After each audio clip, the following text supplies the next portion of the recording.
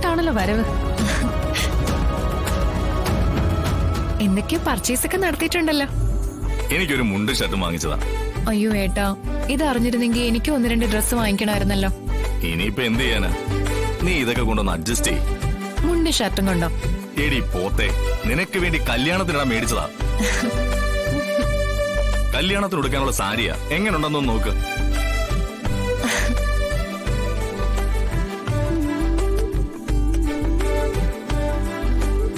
റാണി എങ്ങനെയുണ്ട്? നന്നായിട്ടുണ്ട്. ആ പിന്നെ ഒരു ചുരിദാറും കൂടെ ഉണ്ട്. ആ നോക്കി. തിരിച്ചേ ഇങ്ങത്താ.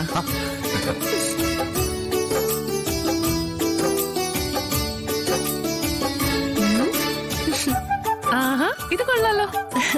നന്നായിട്ടുണ്ട് ഏട്ടാ. എന്റെ സെലക്ഷൻ ഒരിക്കലും മോശമല്ലെന്ന് നിനക്കറിയാലോ. അതും എനിക്ക് വാങ്ങിക്കാതെ ഇതിനു മുമ്പ് ഏട്ടനൊന്നും വാങ്ങിക്കില്ലായിരുന്നല്ലോ. അതിപ്പോ അമ്പലപ്പറമ്പിൽ നിന്ന് കളിപ്പാട്ടം വാങ്ങിച്ചാലോ?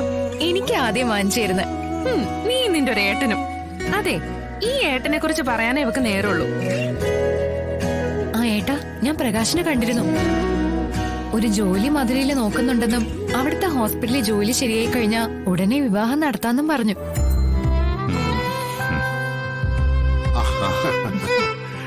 വന്ന ഉടനെ തന്നെ കല്യാണം ഉറപ്പിച്ചില്ലേ? ഇത് ഐശ്വര്യമുള്ള വീടാ. ഐശ്വര്യത്തിന്റെ കാര്യമൊന്നും പറയണ്ട. ഈ വീട്ടിൽ വെച്ച് തന്നെ എന്റെ കല്യാണം ഉറപ്പിച്ചത്. ഒരു തരത്തിലും അഡ്ജസ്റ്റ് ചെയ്ത് പോകാൻ പറ്റാത്തൊരാള്. ഞാനായിട്ട് കണ്ടെത്തിയതും അല്ല. അച്ഛനും അമ്മയും കൂടി സ്വഭാവ മഹിമ മനസ്സിലാക്കി കെട്ടിച്ചതാ. എന്നിട്ട് എന്തായി? രണ്ടും രണ്ടു വഴിക്കാ നടക്കുന്നത്. റാണി, വീടിന്റെ ഐശ്വര്യം പറഞ്ഞ് വിളമ്പിയപ്പോ അറിയാതെ സങ്കടം പറഞ്ഞു പോയതാ. നമ്മുടെ ഇഷ്ടങ്ങൾ മനസ്സിലാക്കുകയും നമ്മളെ സ്നേഹിക്കാൻ മനസ്സുള്ളവരുടെയും കൂടെയാ നമ്മൾ ജീവിക്കേണ്ടത്. ചന്ദ്രക്കാരത്തി ഭാഗ്യവതിയാ. പിന്നെ അമ്പിളിമാവിനെ പിടിച്ചു തരണമെന്ന് പറഞ്ഞാലും ഞാനൊന്ന് ശ്രമിക്കട്ടെ എന്ന് സങ്കടപ്പെടുത്താതെ പറയുന്നൊരു ഏട്ടനും. ഇങ്ങനെ ആരും എന്റെ ജീവിതത്തിൽ ഇല്ലായിരുന്നു.